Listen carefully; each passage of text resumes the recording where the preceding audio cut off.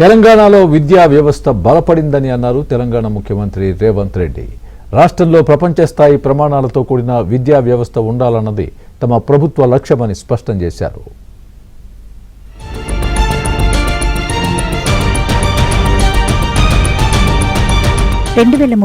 వరకు తానే ముఖ్యమంత్రిగా ఉంటానని, అప్పటి వరకు పిల్లల భవిష్యత్తు కోసం అందరూ కలిసి పనిచేయాలన్నారు సీఎం రేవంత్ రెడ్డి.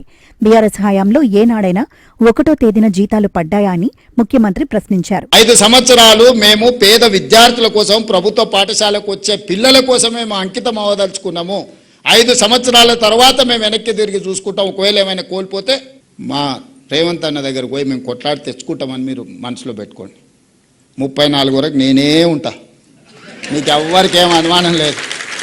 ఈరోజు 26, 31 వరకు పిల్లల కోసం పనిచేయండి. జనవరి 2024 1వ తారీఖు కంటే ముందే మొదటి తారీఖు మీ జీతాలు వచ్చినాయి. గుండెల మీద చేసుకొని చెప్పండి. తెలంగాణ వచ్చిన తర్వాత 10 సంవత్సరాలు మొదటి తారీఖు నాడు మీ ఖాతాలో జీతాలు పడ్డాయా?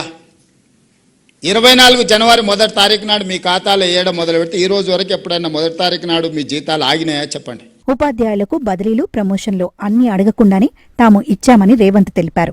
ఉపాధ్యాయ సంఘాల సమస్యలు తనకు వదిలేయాలని, సమస్యలను పరిష్కరిస్తానని ముఖ్యమంత్రి హామీ ఇచ్చారు. మీ సమస్యలన్నీ నాకు వదిలేయండి. ఉపాధ్యాయ సంఘాలు ఏ సమస్యల మీద అయితే కొట్లాడుతుండ్రో మీరు అడగకుంటే మీ సమస్యను పరిష్కరించే బాధ్యత నేను తీసుకుంటా. మీరు ఏది అడగాల్సిన పని లేదు, మీ ఇంటికి పంపిస్తా. మీ ప్రమోషన్లు మీ ఇంటికి పంపించినా, మీ బదిలీలు మీ ఇంటికి పంపించినా, మీ రిక్రూట్మెంట్, డిఎస్సి రిక్రూట్మెంట్ ఏమైనా ఫ్రెష్ రిక్రూటీస్ ఇక్కడ ఎవరైనా ఉంటే, లేదా మీ ఫ్రెండ్స్ ఉంటాడు కానీ 55 డేస్లో 11,000 నోటిఫికేషన్ టు అపాయింట్మెంట్ వరకు 55 డేస్లో నేను ఇచ్చిన. ఇంతవరకు ఎప్పుడైనా జరిగిందా? ఈ ప్రభుత్వం మీది కాబట్టి మీకోసం పనిచేస్తుంది. మీ సమస్యలు పూచి నాది. ఉపాధ్యాయ సంఘాలకు నా సూచన, పిల్లల సమస్యల మీద మీరు కొట్లాడండి నాతోటి.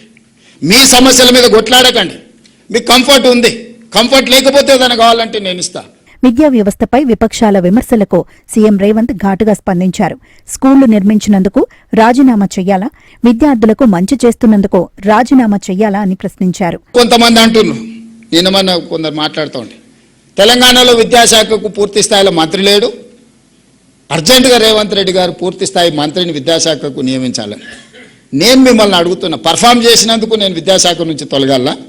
లేకపోతే నర్సరీ, ఎల్కేజీ, యూకేజీ ఇంట్రడ్యూస్ చేసి నర్సరీ నుంచి 12th క్లాస్ వరకు బ్రేక్ఫాస్ట్ ఇచ్చినందుకు నేను తొలగాలనా?